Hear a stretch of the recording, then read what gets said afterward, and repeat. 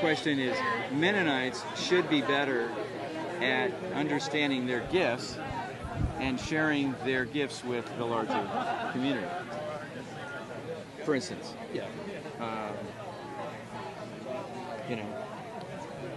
and that's another commodity kind of thing.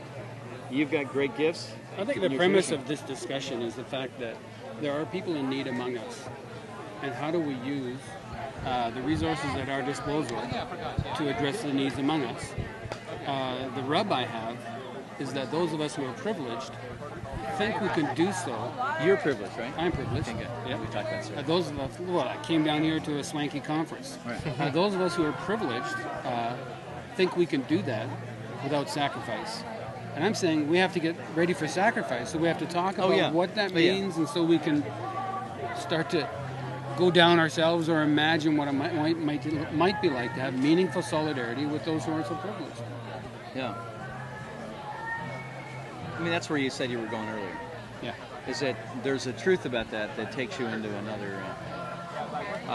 and I think that's true across the board. Like the people that are in solidarity, say, for instance, and their sense of money, the only way that you can advocate a change in cash flow is to do through taxing the rich, doing it politically, as opposed to saying, how do you create an interchange in a person that could say, hey, here's a story of someone who decided at this point in their life to retire early and provide management expertise or whatever to run an organization and to scale it so it can grow and do all this good work. That's an example of deferred privilege to do that. I'm just saying that I work with people that, I would say I'm here this year because a P&G guy put together, in a sense, a one-page strategic plan because he works for the bishop to say, this is why you need this guy's services, and he needs $3,000 a month to keep this nonprofit going so he could do all this creative work for you.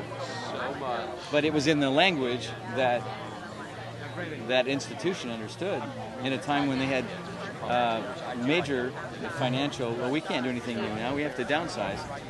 And you're asking to upsize, and there's no room. Because I wasn't talking the language that they needed. And so, in some sense, I believe that political clout and market clout can influence people's decision making, but also positive, fulfilling scenarios can also make a change. Well, I sense in you goodwill. Social location is privileged, as is mine, and I think I'll say two things. One thing that inspires me, and another thing that's necessary. What inspires me is the words of John Deere, Shane Claiborne, and others who are calling those of us who have economic and race and religious background, other forms of privilege, to exercise downward mobility. And inspired by the Christ figure, but also Dorothy Day and Mahatma Gandhi and others, to have downward mobility and to let go and therefore live out a future right here and now that has decreased gap between those who have and those who have not. Now, that's what inspires me at this festival, and that's why I'm here. It's great. Now, what's necessary is cooperation by those who don't have the same inspiration, such as perhaps yourself. You seem to be inspired by business people who see fledgling nonprofits could do more if they only had better advice. And I say that's necessary, and I see us as kindred spirits. I'm trying to think of what else would be the... I'm really intrigued by. I feel like there's a increasingly focused circle. It's like a zoom lens. It's kind of going into a portrait mode where you're flipping it. Okay, here. What I'm saying is that one critical kind of thing that shifts in my framing this thing is saying that I have never had a position with an institution or the church or a larger corporation. I've always been an entrepreneur. Totally, I make my calls and that, And so, as part of that, my whole life track, I've said, I've had times when I haven't been paid anything for 2 or 3 years. and gone into $50,000 worth of credit card debt. Right. Okay, I look at that as being other people saying, well, according to the model, they're supposed to pay you and this and that, and I say, no, I believe in this, and so I had people working for me that were very challenged by some of these things and all that I paid when I didn't get paid. I'm just saying that as a practical kind of model, there are people that would say, oh, they'll take this call if it has a certain minimal level of participation. Sure. But they aren't willing to go into debt and, in a sense, downsize in a lot of expectations of what I knew. If I took my gifts and parlayed them into other, market network opportunities and stuff, I could generate probably at one time in my life a certain amount of wealth that I could distribute to other people through other channels. So there'd be a transfer of capital, direct cash capital, into causes. But I think my value in this community of exchange is more having a relationship with you to tell a story and having a person meet you, and then trying to get something to a point where this is even true, like with Dale. I mean, Dale's had this 20 years he's been doing theology on the internet. How do you use social media to change the freaking church? And it's like, and he had a job with the Methodists at one time, a couple times, and they didn't get it. So he's got to go on his own and buy his own camera and come here and, So I got a question for you. I'm concerned about class divisions, right? Those of us who are from the middle and upper classes have more power and determine the fate largely of the lower classes. So you're talking about, I'll just call it social entrepreneurship. Cultural creatives are included in there, but also there's some really, friendly or good-minded capitalists, right? Small-scale capitalists. So I'm wondering, with my concern about the class division between the rich and the poor, the middle and lower classes, how will what you're proposing address the class divide?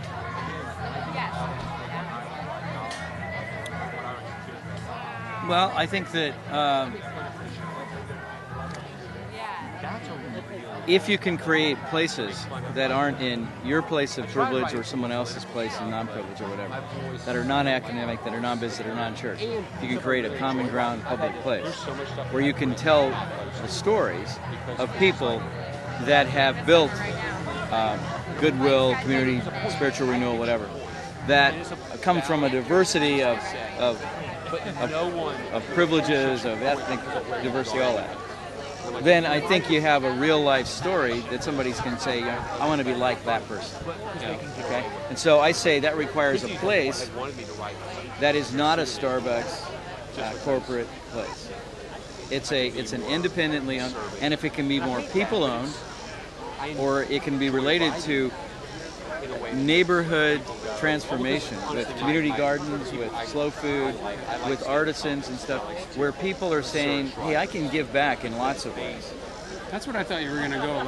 You mentioned earlier micro enterprises, and what we privileged people can do is pool our wealth, empower those who have not, train, say, creative coffee spaces and great tasting coffee and energetic discussion, storytelling, and then hand over ownership to a collective of people that formerly did not have the means to do so. Yeah. That'd be great. Well, absolutely. That's why when you said earlier, do I do franchises?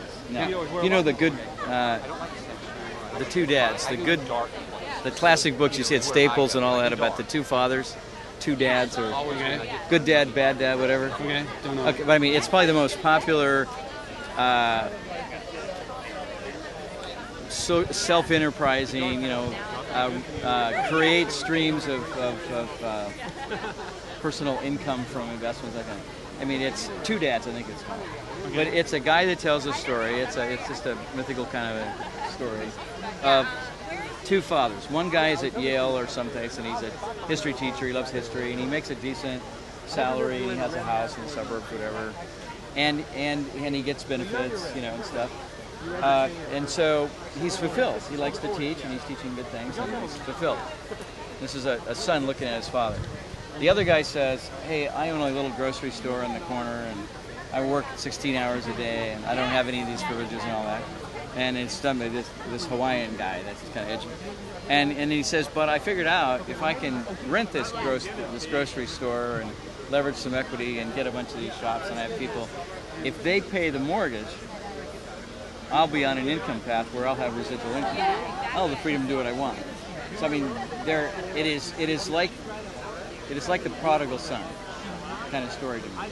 You know, you have two sons. One's like, hey, you own the shop. We're in this family business kind of thing. This other guy goes off and he pisses away the stuff, and then you go ahead and somehow bless that kind of effort. So that's a fundamental story for me. So like when I go into a community and I say, how can a business, like in our particular community, one community right now in Cincinnati, how do you get people of wealth, I mean like business guys, like in our case, Catholic, these guys mostly on the west side of Cincinnati, Home City Ice, JTM, Beat, whatever to say, you guys need to get in and come up with a couple $100,000 to start this video media thing because we need that in you. And so I say, I got the space in this place, I'll donate for free. I'm in, you in, whatever. And this project called Victory Video or the Zone TV show goes national and impacts a ton of people. And so that's one project that I did. So I have space, I don't have capital, but you guys have capital. And I think the same is true with the neighborhood coffee house. To have somebody come in, a business guy, and say, hey, look, downturn in the economy. This is a particular guy, P&G guy, he's 50 years old. He's been involved in international kind of marketing, stuff. But he's part of this vineyard community. He's gone on retreats, and he's got a one-bedroom apartment that he rents. So he's radically downsized. And I said, if you bought this building that has 4 apartments and has a coffee house that's already been built out below, with the income stream from the apartments, you could provide the space free for the coffee house. And that makes it almost, and insurance and taxes and all that. Basically, that makes it sustainable for someone to do a community coffee house. I need to go soon. Yeah. I will say, however, and I don't know if we're gonna. I think hopefully we've established some goodwill. No. In spite of our the differences and looking at what would be most hope for the future. I have a different hope. I don't have hope in an economic structure that allows a certain number of people, a small proportion of people, that can become wealthy, and then discern how they're going to distribute that wealth to do good. I don't trust that structure. I find that's inherently problematic because they're not going to be doing something counter to the reasoning that got them there. Yeah. So we need to have some sort of social discernment structures. Perhaps an interim ethic would be for these wealthy people to get it over to a foundation that has maybe someone else's control or something. But really it is an interim ethic. Yeah, I think it is, and I would look at the other side of the equation and say that we have built cultures of people perceiving themselves that they can benefit by being victims of a system, and they can play into that. Okay, and that's the other side of the equation. When you create a structure that rewards that behavior, saying I don't have to develop you as a person. I can classify you as a liability, and then I can create a structure that has to pay, like float, like benefits to you because you can't afford benefits to yourself. And I think that's just as crippling a structure. It's a fair point. Yeah, I don't have to get to know you, and so when you take the time to sit down with somebody and say, this is what's happening all over the world now, new creative social enterprise, micro enterprise. It's a whole new way of allocating funds and sharing risk. When you have groups of people that say, hey, there's 50 of us that'll guarantee this loan.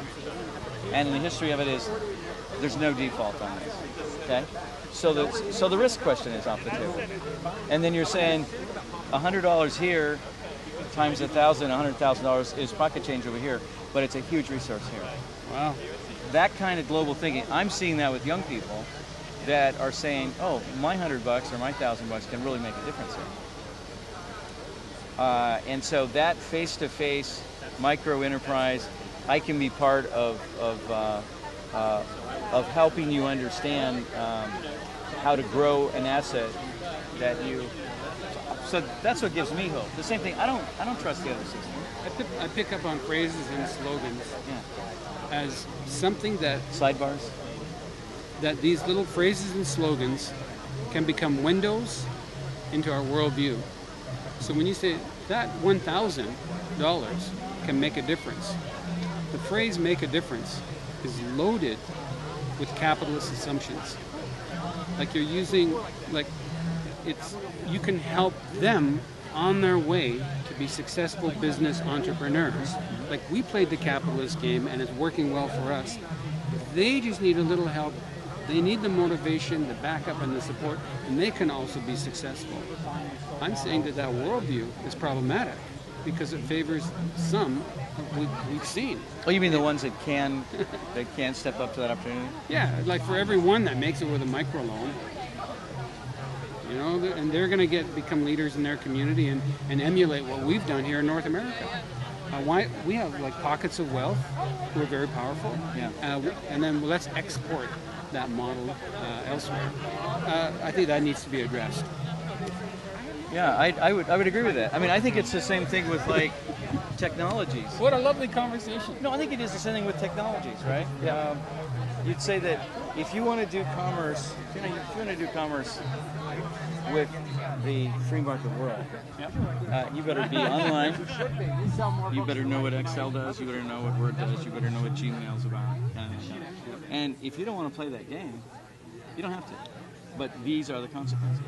And what about RIPIDs and embedded chips? I mean the ethical side of it? Yeah, where are we going to end it? Like, there has to end somewhere, all the technology. Well, technology per se isn't necessarily good. Oh, no. Have you seen, by the way, Kelly's book called What Does Technology Want? No. You know, he's like one of the guys that founded the Wired magazine. Okay. And he actually has a Christian perspective on a lot of stuff he's written. He was at the Q conference, but he talks about. I mean, what the question you just raised about what does technology want when we create it? It's like architecture. We create it, and it creates us. You know, technology requires certain things of us. What does it want? And so I think that's another discussion. If you ask, but if you ask the same get thing, together for another beer. What I'm saying is market. When you talk market, and you have to say. This is the parting word, Larry. Make it good. Okay. I think a lot of the world, because of our the way that we image creativity, image excitement, the fun and the surreal and all that. Yep. Is the reason why people like our films globally. Okay? There's a reason why let's just say many. You mean American films? Yeah. It's a reason why many cultures know that they're huge problems and they want everything they can do. But the deal is, when I go to the airport and I see the Indian family getting off and the woman and her mother in a traditional dress, and I see the father and there's all that, and I look down and the little daughter's got the Barbie case. Yeah. I go, Barbie wins. Barbie wins. Spielberg wins. Apple wins. Those kids all want the Apple. Okay? They want the gold. Okay. So the question is it in a prohibition model, you say we have to keep it from them. In an enhancement model, you say, look, this is the cost of doing business this way. This is the kind of immortal kind of truth of being human. It takes to be human. And so we have to learn to use each of these tools responsibly, like having a beer here. Right? Fundamentals don't drink the beer. I'm saying I'm not a fundamentalist. I'm an atheist. You give me a lot. I can be a heretic, but I drink beer. So, the question is, how do you put new kinds of models in front of those people to say, here's how a person used these skills and his network of influence, privilege, to radically change the way films are done. What I have to say would upset you. And I don't want to upset you. Well, I'll get over it. We just have new tools to oppress people. We have more power in our hands and we continue to hold on to it. And I'm saying the hope is when we are free, maybe from inside, from religion, etc., to let go of power, to be less of an influence. I have way more hope in that. At what stage? I mean, I believe that ultimately that's where the power is, but how do you do you think it's a good thing to sell your magazine?